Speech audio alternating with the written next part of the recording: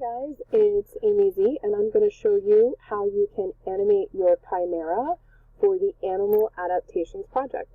The very first thing you want to do is you want to go to this website right here called Piscolap.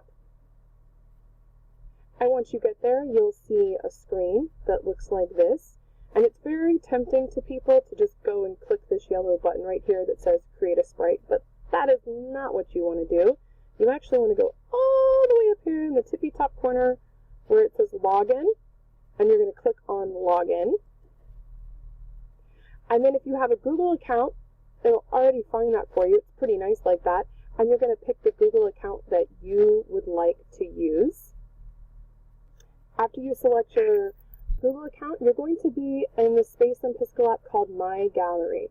Now yours will probably have an empty face over here, and you will not have anything created yet. So I've been making stuff, as you can see, and so I have things in my gallery, but yours will be empty, and that's okay, that's good. And we're going to actually make your very first Piscol today, and you're going to be making a Chimera that moves. Here's mine, and I'm going to click on it just to show you what it looks like when it's all finished. So when it's all finished, you'll have all of your frames. You'll be able to see what it is you've animated in this corner. And this is what the finished result will look like, and you'll be able to save this and share it different places. But before we get too ahead of ourselves, let's go back to our gallery. So here I am back in our gallery, and the way we are going to get started on our project is the next thing you're going to do after you're in My Gallery is you're going to click right here on the Create Piscol. Just click right there for me. Okay. Now you're in the new Piscol. This is what you've made. Okay, this is your toolbox over here, and you can hover and it tells you things. So this is your pen tool. This is your vertical mirror pen tool. And you'll have to kind of click on these to see what they do. I could go over all of them right now, but that would be a little bit boring. Sometimes it's more fun to experience. But some of them you're going to recognize, like a paint bucket tool or an eraser tool, a shape tool, right? You have all those. And then over here are some more tools. Right here you have something that says FPS. That stands for frames per second. So an animation consists of frames. Do you see right here where it says number 1? Right now we only have 1 frame. Most animations have 15 frames per second. That doesn't mean you have to have 15 frames per second for this project. And in fact, in the one I just showed you, I only had 12 frames. You might only have 4 frames. That's okay. But that's what FPS stands for, and we'll get more into that in a second. But you have all sorts of other tools over here where you can resize, you can save to your gallery, you can export things, or you can import things. So before we get going too far, if you can see how big this square is right here, so these are my pin sizes. That's pretty big. If I don't like something, I can just Control Z and do it. That might be a little big for us to draw with. I don't like that. So I want that to be a little bit smaller.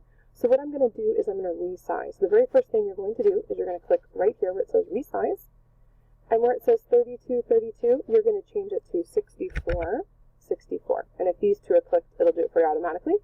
You click on resize. So now you've resized it. And I don't know if you noticed, but see how much smaller the pen size got? So now I can have a little bit more detail when I do things.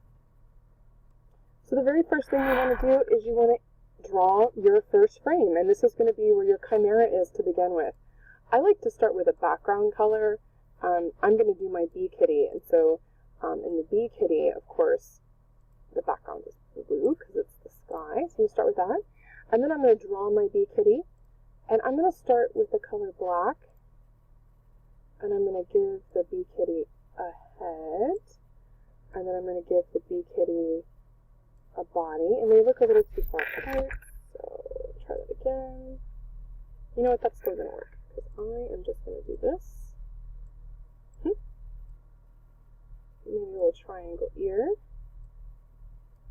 A line here for a stripe. Front paw. Back paw, and of course we have the stinger, because that's one of the defenses of the bee kitty. And then I get to color some of this.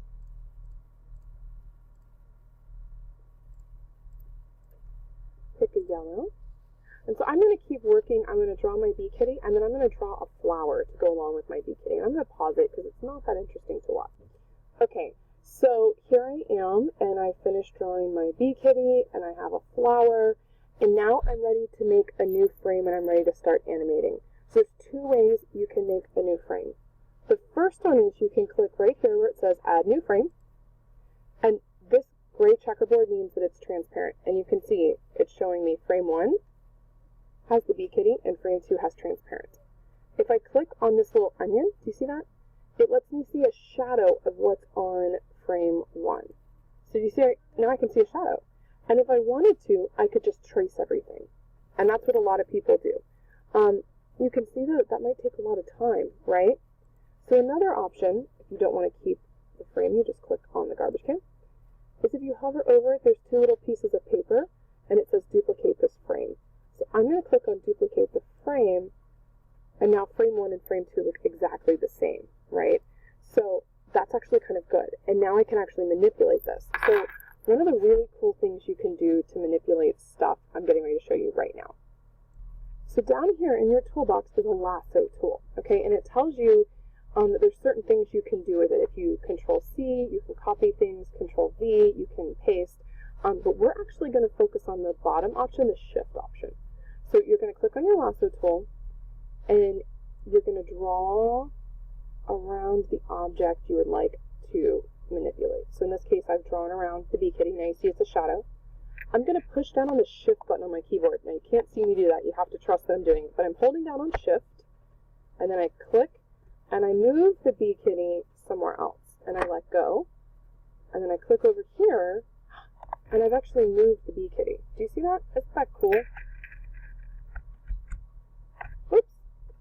I made a little mistake, but I brought the bee kitty back. So I've moved the bee kitty, but now there's this weird sliver over here. So I just go get my color picker tool. I click on the blue, so now I've got blue. I click on my paint bucket tool, and I just fill that in. And now I have an animation. Do you see that the bee kitty has moved? Okay?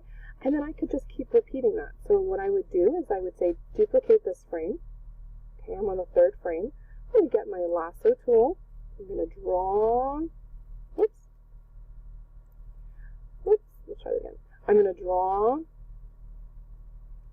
around the bee kitty. Let go. Hold down the Shift button.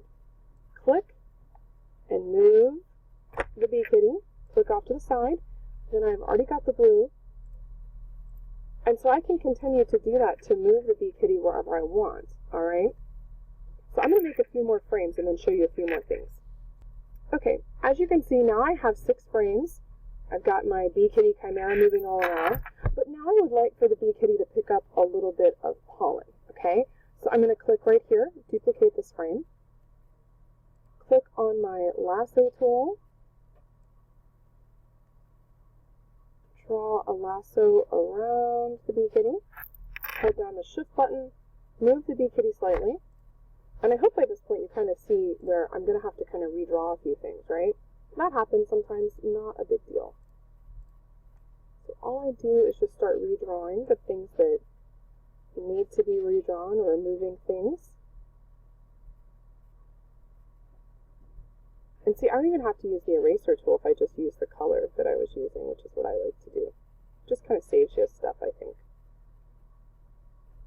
Okay? And so then I'm going to redraw the parts of the flower that I need. Oops. Let's see, I think there was some flower here. And then, what we still here? Oops. Alright, let me finish this flower and I'll get right back with you guys so you're not bored watching this part. Alright, so I've redrawn the things that I needed to redraw. And now I can get my pencil tool. And I'm going to actually draw a little bit of the pollen like it's stuck on my bee kitty. And so those are some of the things you can start to do, and you can see on my very last frame, there it is, that here she has got some of on it, and I can duplicate the frame and continue to move them around until I'm completely finished. So let me go ahead and finish my animation, and then I'll show you how to save it. Okay, here's my finished animation. You can see my bee kitty Chimera flies around, touches the flower, and picks up some pollen, and then flies away. The way I will save it is I click right here on this disc, and I'm going to choose Save to Gallery, and that's where you could put in a title. A Pac-Man will appear up here. Watch. There's my Pac-Man. So now it's in my gallery, and it'll tell you, successfully saved. But now I would like to maybe save it in such a way that I could put it in a PowerPoint, or I could email it to myself, or I could turn it in. And so what you would do then is you're going to click on Export, which is this button right here with the mountains and the little circle. Click on Export, and you want this number here to be at least 800 by 800. Now, this is way bigger than 800 by 800, so that's great. And then I would click not on Download. It's really kind of tricky. You're going to click on Upload. So click on the yellow Upload button, and you'll wait. Might take a second. It's thinking. Still thinking. There it is. And then you'll get a yellow link. Do you see the yellow link? I'll click on the yellow link. Look, there's my animation. And now I can right-click on it and save image as, and save it to wherever I want. So if you're a teacher, you would tell your students where you want them to save their work to, and with the right name. And then that's how you would look at them to assess them. So I already have mine saved there, so I'm not going to worry about that. But that is the full animated Chimera project. I hope you guys enjoy it, and I hope that this makes sense. If you have any questions, don't hesitate to email me at azschaber, azschaber, @stanco.org.